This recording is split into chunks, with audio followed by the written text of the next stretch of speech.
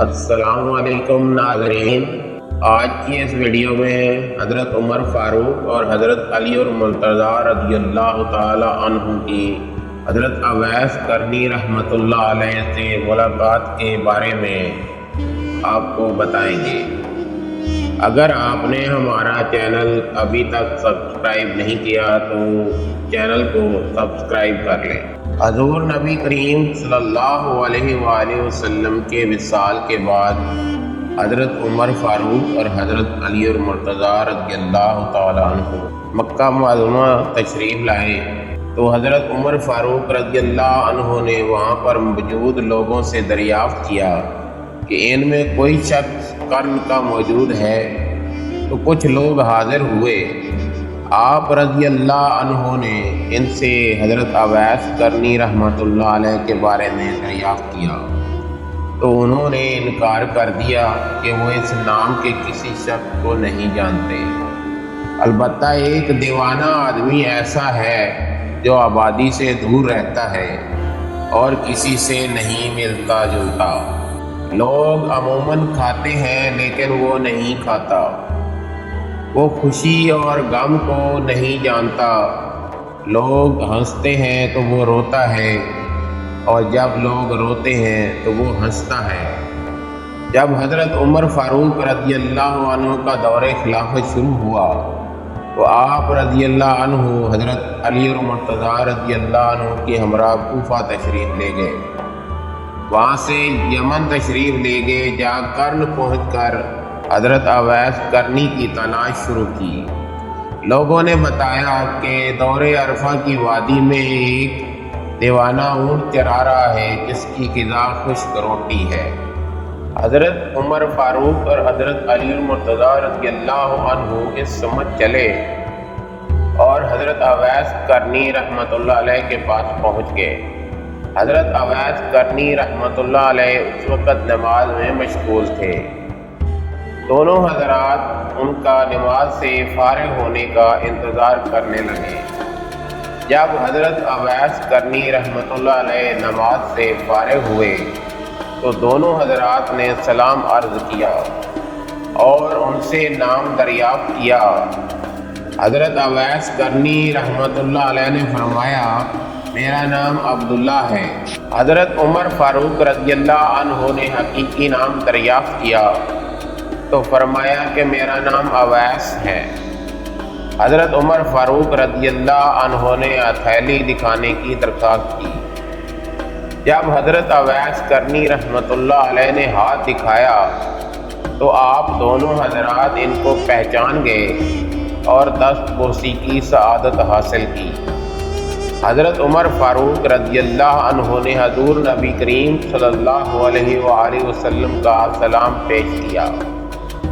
پیراہن عطا کرتے ہوئے حضور نبی کریم صلی اللہ علیہ وآلہ وسلم کی وصیت سنائی کہ ان کی امت کے لیے دعا فرمائیں۔ حضرت اویس کرنی رحمۃ اللہ علیہ نے عرض کیا، آپ دونوں حضرات اچھی طرح دیکھ بھال لیں کہ شاید وہ کوئی دوسرا فرد ہو جس کے بارے میں حضور نبی کریم صلی اللہ علیہ وآلہ وسلم نے ارشاد فرمایا ہو۔ حضرت عمر فاروق رضی اللہ عنہ نے فرمایا کہ وہ شخص آپ ہی ہیں، اور ہم نے حضور نبی کریم صلی اللہ علیہ وآلہ وسلم کی بتائی ہوئی نشانی سے شناخت کر لی ہے۔ حضرت اویس کرنی رحمۃ اللہ علیہ نے عرض کیا، اے عمر فاروق رضی اللہ عنہ، تمہاری دعا تو مجھ سے زیادہ کارگر ثابت ہو سکتی ہے۔ حضرت عمر فاروق رضی اللہ عنہ نے فرمایا، میں تو دعا کرتا ہی رہتا ہوں، لیکن آپ رحمۃ اللہ علیہ کو حضور نبی کریم صلی اللہ علیہ وسلم کی وصیت پوری کرنی چاہیے۔ حضرت اویس کرنی رحمۃ اللہ علیہ نے وہ پیراہن لیا اور کچھ فاصلے پر جا کر اللہ تعالیٰ کے حضور دعا کرنا شروع کر دی، یا اللہ، جب تک تو میری سفارش پر امت محمدی صلی اللہ علیہ وآلہ وسلم کو بخش نہیں دے گا، میں حضور نبی کریم صلی اللہ علیہ وآلہ وسلم کا یہ پیراہن نہیں پہنوں گا۔ غیب سے آواز آئی کہ ہم نے تیری سفارش پر کچھ لوگوں کو بخش دیا۔ حضرت اویس کرنی رحمۃ اللہ علیہ نے عرض کیا، نہیں مالک، ساری امت کو بخش دے۔ غیب سے دوبارہ آواز آئی کہ ہم نے مزید کچھ لوگوں کو بخش دیا۔ الغرض کے سلسلہ کچھ دیر تک چلتا رہا اور آپ رحمۃ اللہ علیہ اسی طرح دعا میں مشغول رہے۔ جب حضرت عمر فاروق رضی اللہ تعالی عنہ اور حضرت علی المرتضیٰ رضی اللہ عنہ نے دیکھا کہ اب کافی وقت ہو گیا ہے تو وہ دونوں حضرات آپ رحمۃ اللہ علیہ کے سامنے آ گئے۔ آپ رحمۃ اللہ علیہ نے کہا، آپ دونوں حضرات کیوں آ گئے؟ ابھی تو اللہ عز و جل نے قبیلہ ربیع اور قبیلہ مضر کی بھیڑی بکریوں کے برابر لوگوں کے گناہ معاف کیے تھے، اور میں جب تک پوری امت کو معاف نہ کروا لیتا اس وقت تک دعا سے پیچھے نہ ہٹتا، اور یہ پیراہن اس وقت تک نہ پہنتا۔ آپ رحمۃ اللہ علیہ کی بات سن کر حضرت عمر فاروق رضی اللہ عنہ نے حضور نبی کریم صلی اللہ علیہ وآلہ وسلم کی وہ حدیث بھی سنا دی جس میں آپ صلی اللہ علیہ وآلہ وسلم نے فرمایا تھا کہ اویس کرنی رحمۃ اللہ علیہ کی دعا سے قبیلہ ربیع اور قبیلہ مضر کی بھیڑ بکریوں کے برابر لوگوں کے گناہ معاف ہوں گے۔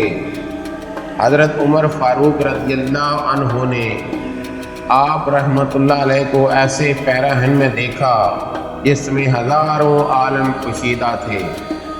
یہ دیکھ کر حضرت عمر فاروق رضی اللہ عنہ کے دل میں بھی ولایت کی خواہش پیدا ہوئی۔ آپ رضی اللہ عنہ نے فرمایا، کوئی شخص ہے جو مجھ سے خلافت روٹی کے ایک ٹکڑے کے بدلے میں حاصل کر لے؟ حضرت اویس کرنی رحمۃ اللہ علیہ نے یہ سن کر فرمایا، کوئی بے وقوف شخص ہی اسے خرید سکتا ہے۔ آپ رضی اللہ عنہ کو چاہیے کہ اس کو فروخت کرنے کی بجائے اٹھا کر پھینک دیں، پھر جس کا جی چاہے گا اٹھا کر لے جائے گا۔ بعد ازاں حضرت اویس کرنی رحمۃ اللہ علیہ نے حضور نبی کریم صلی اللہ علیہ وآلہ وسلم کا عطا کیا ہوا پیراہن زیب تن کیا۔ حضرت عمر فاروق رضی اللہ تعالی عنہ نے حاضر خدمت اور نہ ہونے کی وجہ دریافت کی تو حضرت اویس کرنی رحمۃ اللہ علیہ نے پوچھا، آپ دونوں حضرات حضور نبی کریم صلی اللہ علیہ وسلم کی زیارت بسعادت اور صحبت سے مشرف ہوئے ہیں، کیا آپ مجھے بتا سکتے ہیں کہ حضور نبی کریم صلی اللہ علیہ وآلہ وسلم کے ابرو کشادہ تھے یا گھنے؟ آپ رحمۃ اللہ علیہ کے اس سوال کا جواب دینے سے حضرت عمر فاروق اور حضرت علی المرتضیٰ رضی اللہ عنہ قاصر رہے۔ حضرت اویس کرنی رحمۃ اللہ علیہ نے کہا کہ آپ دونوں حضرات تو حضور نبی کریم صلی اللہ علیہ وآلہ وسلم کے دوستوں میں سے ہیں، اور آپ دونوں حضرات حضور نبی کریم صلی اللہ علیہ وآلہ وسلم کے ہمراہ جنگ احد میں شریک ہوئے تھے۔ کیا آپ بتا سکتے ہیں کہ جنگ احد میں حضور نبی کریم صلی اللہ علیہ وآلہ وسلم کے کون سے دانت مبارک شہید ہوئے تھے؟ یہ کہہ کر آپ رحمۃ اللہ علیہ نے اپنے تمام ٹوٹے ہوئے دانت دکھا کر کہا کہ میں نے اپنا ایک ایک کر کے دانت اس خیال سے توڑ دیا کہ نہ جانے کون سا دانت مبارک شہید ہوا ہوگا۔ جب میں نے اپنے سارے دانت توڑ ڈالے تو مجھے سکون قلبی حاصل ہوا۔ حضرت اویس کرنی رحمۃ اللہ علیہ کی بات سن کر دونوں حضرات پر رقت طاری ہو گئی۔ حضرت اویس کرنی رحمۃ اللہ علیہ کی اس بات سے انہیں اندازہ ہو گیا کہ ادب کا یہی حق ہے، جو کہ حضرت اویس کرنی رحمۃ اللہ علیہ نے گرچہ بارگاہ رسالت مآب صلی اللہ علیہ وآلہ وسلم میں حاضر ہو کر ادا نہیں کیا، بلکہ اتباع رسول صلی اللہ علیہ وآلہ وسلم میں ادا کیا، اور جس کا درس وہ ساری دنیا کو دے رہے تھے۔ حضرت عمر فاروق رضی اللہ عنہ نے حضرت اویس کرنی سے دعا کے لیے درخواست کی تو حضرت اویس کرنی رحمۃ اللہ علیہ نے فرمایا، میں جب نماز میں التحیات پڑھتا ہوں تو اس کے بعد دعا پڑھتا ہوں کہ اے اللہ تمام مومن مردوں اور عورتوں کو بخش دے۔ اگر تم ایمان کے ساتھ اس دنیا سے رخصت ہوئے تو تمہیں کامیابی ملے گی، اگر تم ایمان کے ساتھ رخصت نہ ہوئے تو میری دعا بے فائدہ ہوگی۔ حضرت عمر رضی اللہ عنہ نے آپ رحمۃ اللہ علیہ سے وصیت کی درخواست کی تو آپ رحمۃ اللہ علیہ نے فرمایا، اے عمر رضی اللہ عنہ، اگر تم خدا شناس ہو تو اس سے زیادہ بہترین وصیت کوئی نہیں کہ تم خدا کے سوا کسی دوسرے کو نہ پہچانو۔